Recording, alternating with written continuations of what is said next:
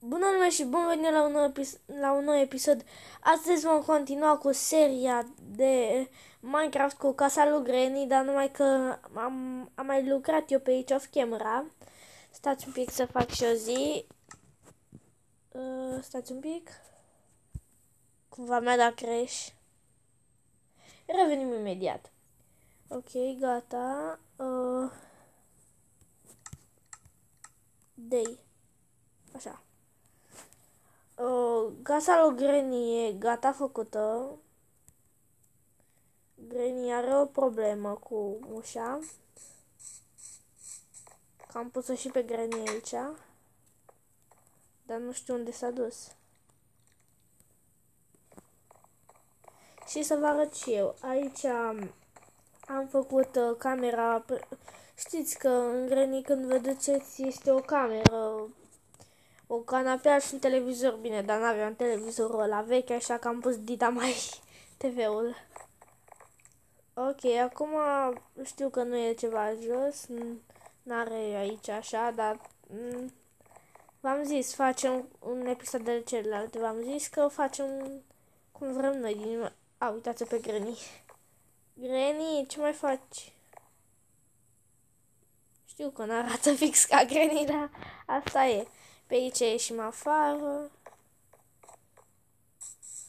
Ok, ați văzut toate astea de aici în episodul anterior.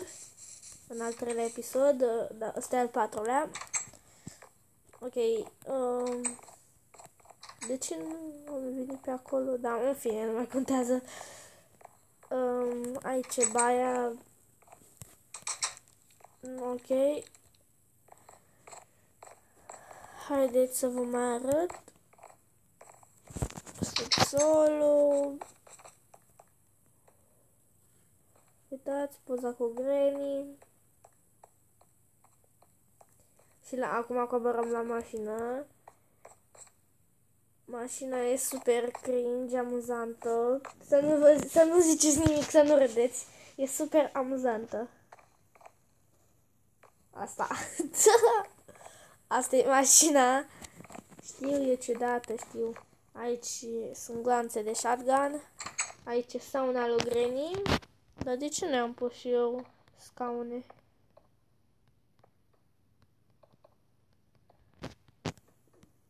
Da, are și scaune. Ok. Acum hai să mergem mai sus. I-am pus aici astea ca să nu iasă Granny afară din casă. Aici e baia. Bine, nu întrebați ce e ăsta. Nu reușesc să pun din ăsta normal. Stai, pot să dau rotate? Nu mă pun eu în chiuvetă. Bine, ne prefacem că asta e... What is this? Da, în fine, că asta e cană din aia. După ce te speli pe dinți, o pui în gură, îți ia apă în... Da, în fine, și după asta, da. Aici de la ventilație. Ok.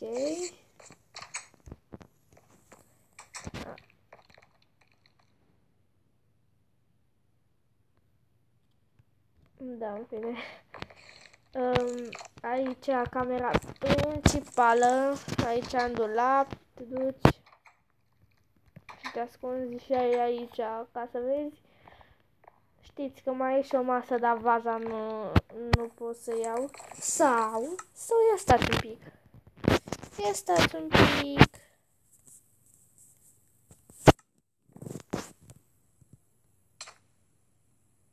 Pe bune. A început și ploaia. Da, nu pot.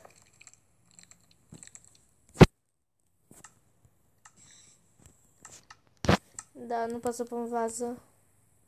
De ce mi s-au făcut aripile așa? Oh, de asta. Ok.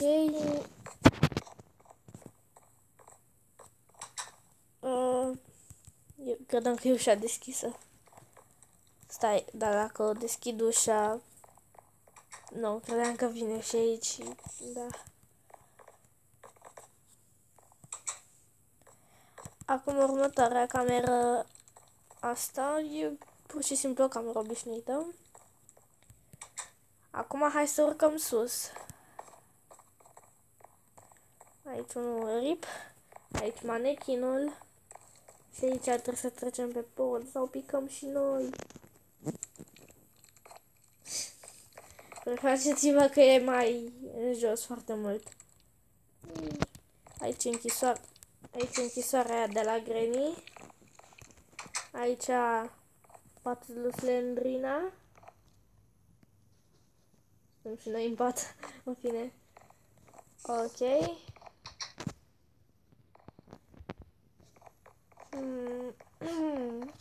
Și pe aici, aici era asta, ventilația și te duci fix în baie.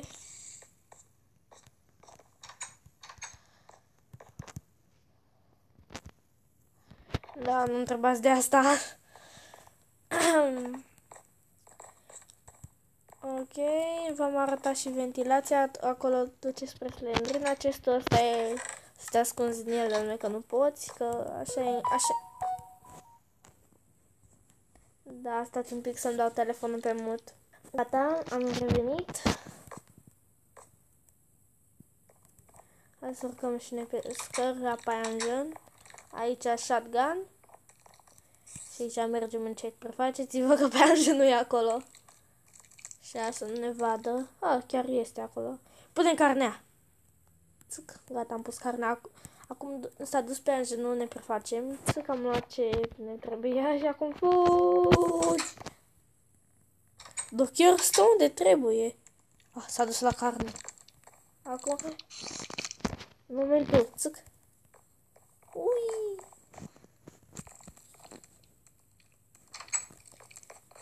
Da, în fine. Băi, cam atât a fost. Cam atâta este din casa lui Granny.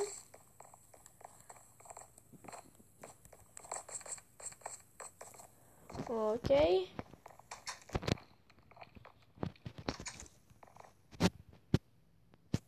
Stai, am mai pus și ceva pe aici? Nu.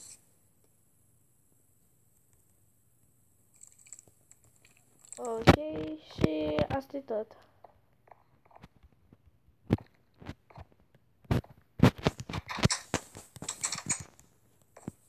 Și ieși din casă și aici strada. Aici am scris bus, aștept, bine, asta zici că e 5, da? În fine, aici aștepți autobuzul, stația de autobuz. Uite autobuzul. Hai că da. Aici e o casă. Aici baia, aici oglindă. Bine, n-am reușit să pun, să fie aici gol. Stăm pe WC. WC-ul are și el o viață. Se pare. Aici e camera. Eu uite, am câștigat și un trofeu. Ne uităm la TV. Da, uite, avem aici să ne jucăm. Xbox sau PS4? Xbox. Ok. Acum e bucătăria aici. Ok. Și biscuiți sunt aici. Ok, și aici afară. Aici avem pizza. Aici, da, și aici un câine. Și am pus și baloane. Da, lasă-le. Câinele ăsta era mic. Da, s-a făcut mare. Cuțulică. Trebuie să-ți dau un nume.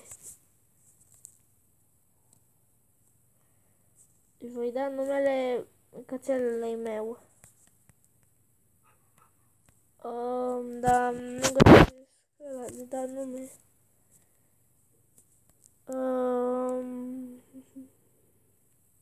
Gata. Name tag. Înainte habar n-aveam cum să folosește un name tag.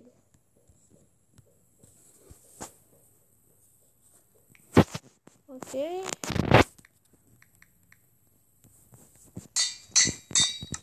Acum nu mai am nevoie de tine. Haide, Oscar. Name. Oscar. Gata. Am pus și camera de video. Și aici. Da, nu prea avea rost să pun acolo. Ok, acum hai să plecăm.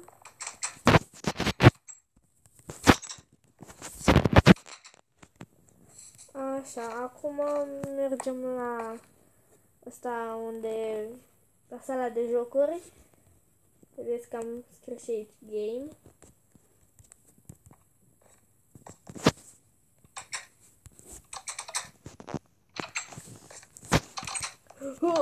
Aici avem jocul, da, nu ziceți, nu întrebați ce e asta.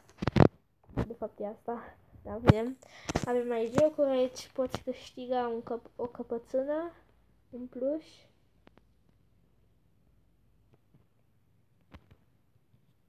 Rotate. Aoleu. What? What?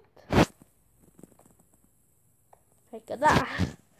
Ok, aici avem multe din astea. Cameră video, aici e toaleta de băieți. Dar încă n-am făcut, am uitat să fac. Și aici toaleta de fete.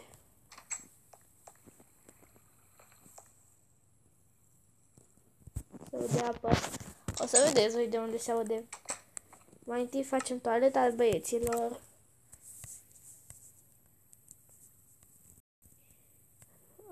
Avem nevoie de o chiuvetă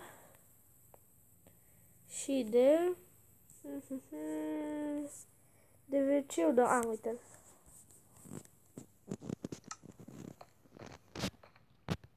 WC-ul și chiuveta. Gata.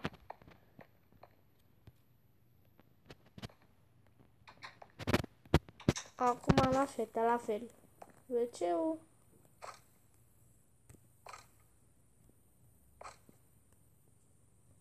Și chiuveta.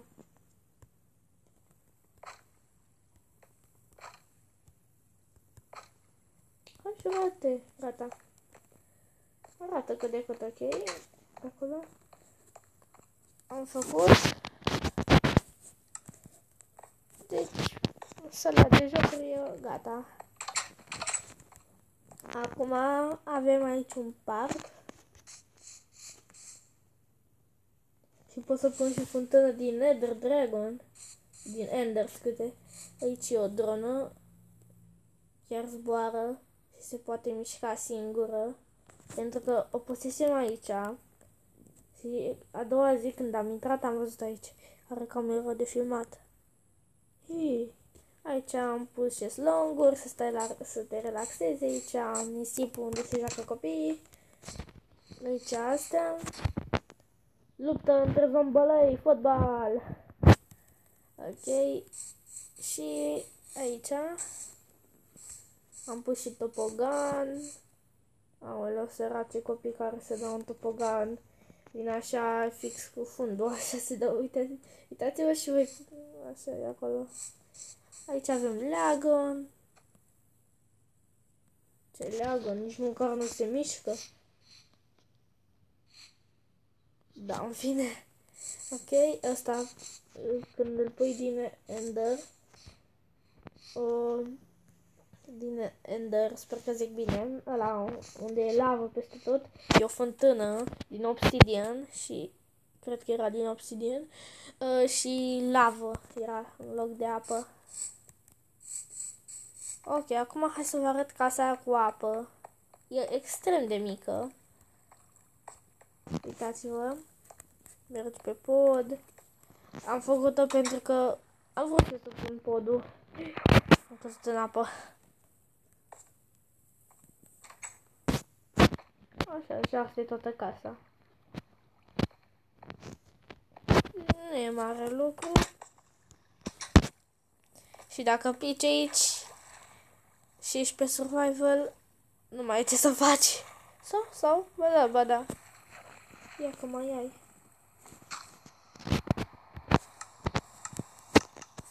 Unde îl spart?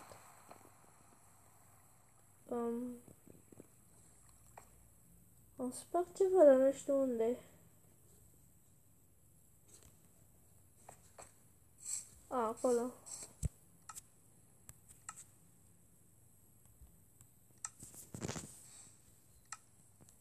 Gata. Ok, și cam atât am făcut, da. Da, atât am făcut. Mamă, deci pentru mine arată șmecher. Să-mi scrieți și voi în comentarii dacă v-a plăcut. Și după aia m-am chinuit să fac strada asta efectiv. Uitați-vă și voi cât de lungă e. Deci, oh my god. Și o să trebuiască să facem să vină așa. Pe aici. Să vină așa. După aia vine așa. După aia așa. Și se unește înapoi cu asta. Deci o să fie extrem de greu. Dar în drumul ăsta o să facem extrem de multe case, poate chiar blocuri. Deci, da. Școala asta e plină de secrete. Ia uitați-vă și voi cum arată efectiv. Și aici e ceva mai ciudat. O să vedeți voi ce e. Dar mai întâi am nevoie de... What? Mi s-a întunecat, dar am baterie. Gata, ok, e bine. Am nevoie de ceva, dar... Unde e? De chestia aia... Gri.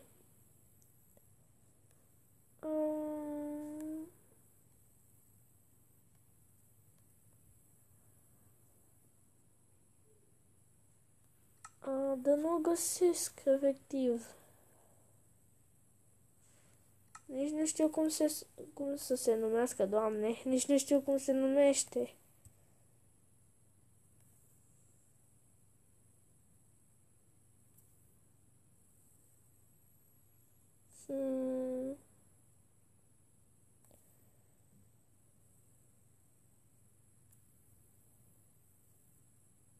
Ok.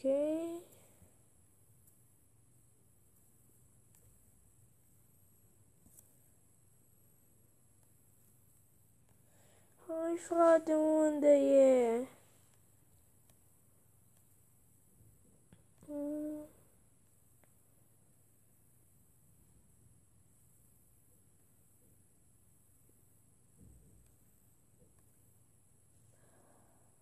Cred că pe aici e.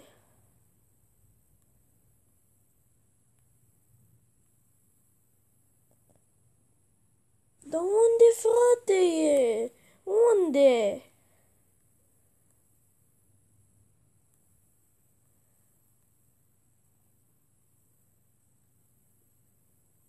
Deci, efectiv, nu o mai găsesc.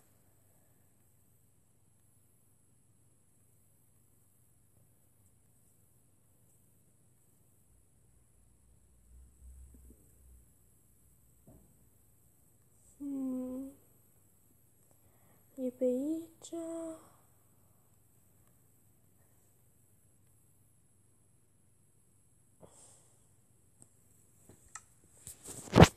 Da, era doar un loc unde făceau luminile așa și ieșeai pe la un tablou.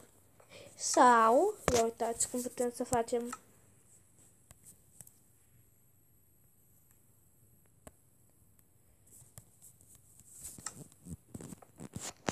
Intrăm în școală. Vedeți, tot e wow, așa normal. Ești la școală. După aia Boldi pleacă. Așa, acum, ce tablou frumos, vreau să mă în fine, mă duc prin el. What is this? De asta să facem noapte. Uitați-vă efectiv cum se vede noaptea. Deci noaptea... Mamă, când au filmat, frate, 20 de minute. Ok, mergem așa.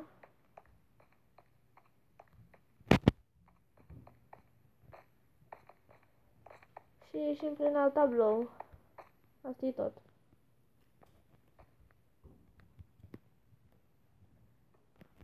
În fine. Acum facem zi. Hai, frate. Și ne apucăm să construim o altă clasă, doamne, casă. Ce bine că avem deja o școală, să nu mai stăm noi să construim.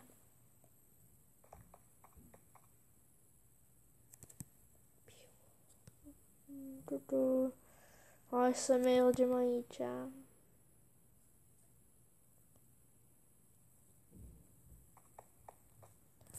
Ok, acum hai să construim. Dar ce să facem?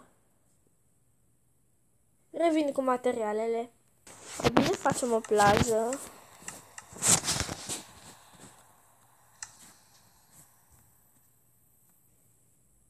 Nu cred că e bine.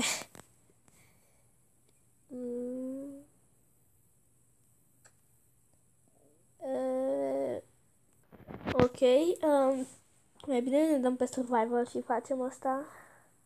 Creative survival. Asta, what? Mi s-a băgat dintr-o dată. Asta, o să văd eu ce fac cu el.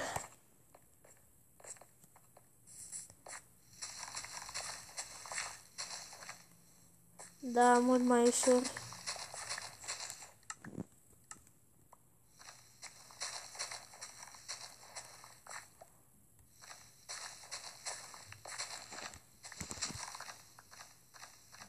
Ok, să văd și eu până unde întind nisipul. Cred că e de ajuns până aici.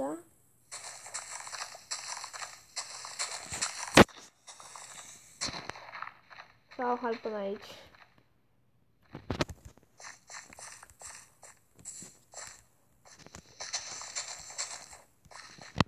Uite, ia-l. What? Oh, gata.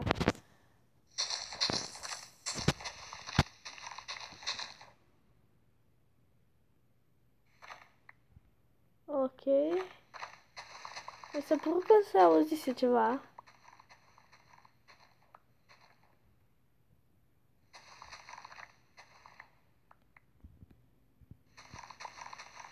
Ok.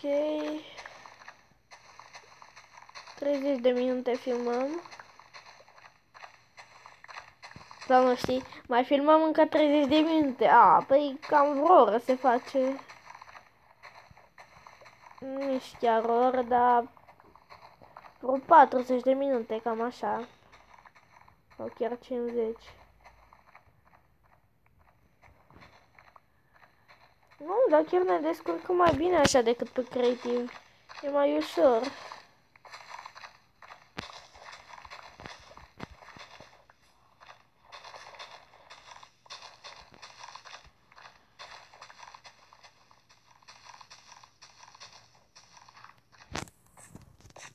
Ok, acum să luăm tot asta. Ne avem pe aici. Așa, vină și tu. Ia câte stecuri. Avem 1, 2, 3. Plus 12. Bine, nu plus 12 stecuri. Da, în fine.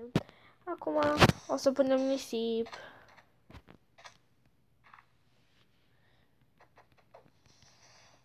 Sper că ne ajunge. Dar nu prea cred.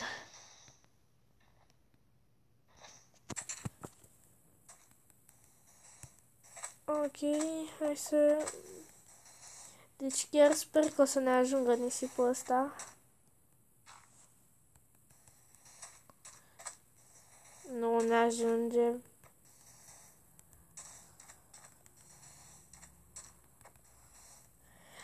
Spuneți-mi în comentarii dacă vreți pe mapa asta să lucrăm pe survival, dar numai că ne luăm blocurile de pe creative. Să-mi spuneți așa în comentarii dacă vreți. Că dacă vreți, așa o să o facem. Că acum așa o să lucrăm, să vedeți și voi dacă vă place. What? Se văzut ceva acolo și după aia a început să plouă. What is this? What? Nu mai am itemele.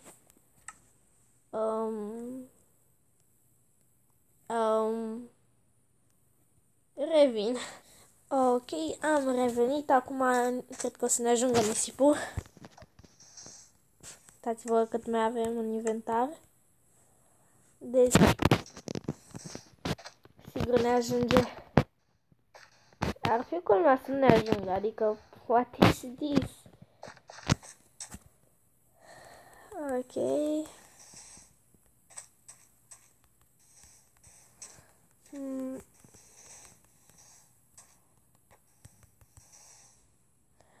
Stați un pic. Și ultima. Ok. Ok, oameni buni, am revenit. Au uitat că nu sunt pe creativ. Aici am pus nisipul de la plajă. Și acum să punem apa. Adică nu punem apa acum, dar în fine.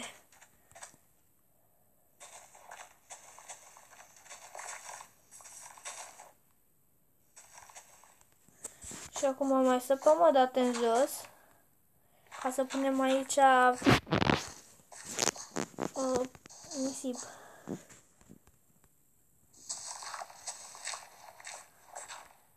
Așa.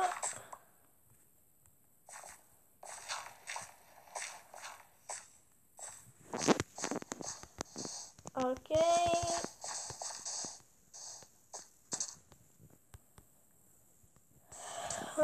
Mai fac o dată. Până aici o să fie. Și după aia începe mai adâncă.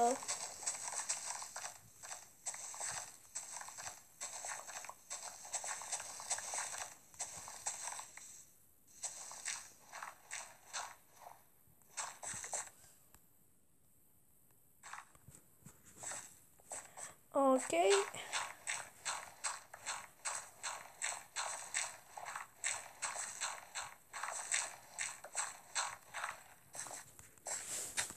Așa.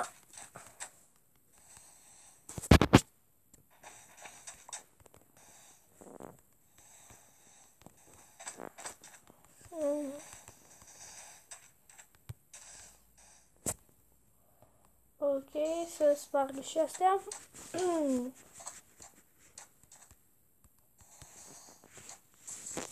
Ok, acum începe mai adâncă. Până aici o să fie aia mai adâncă.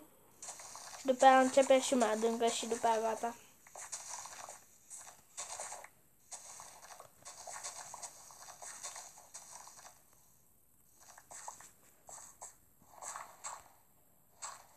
Nu mai e, du-te e maximum, că după aia e bedrock. Uitați-vă și voi. Iar începe ploua. Și îmi dă crash. Cred. Gata, și-a revenit. What? Nu se mai aude.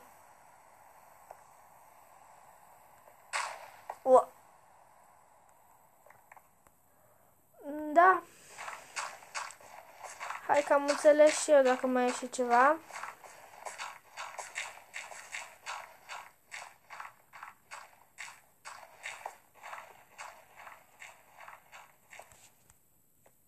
Nu mai am loc în inventar? Ce? Da. Am înțeles acum.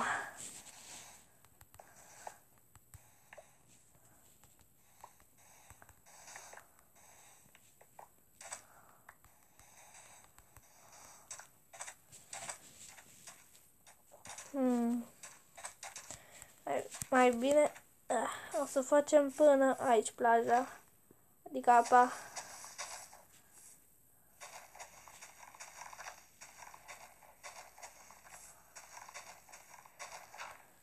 Ok. Revenim când terminăm de săpat. Oameni buni, am făcut aici, deja la plajă. Bine, umbrelele astea stau una în alta, la ce mai contează. Le-am pus și pizza la toți. Deci, da, și când o să terminăm de făcut orașul, tot ăsta întreg, o să punem și oamenii, că o să facem și blocuri, o grămadă blocuri când o să ajungem pe acolo. Deci,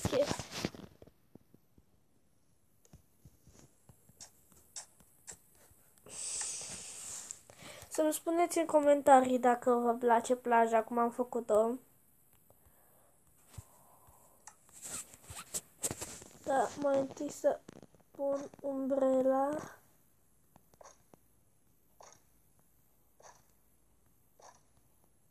Gata. Să pun de aceeași culoare cu șezlongurile. Și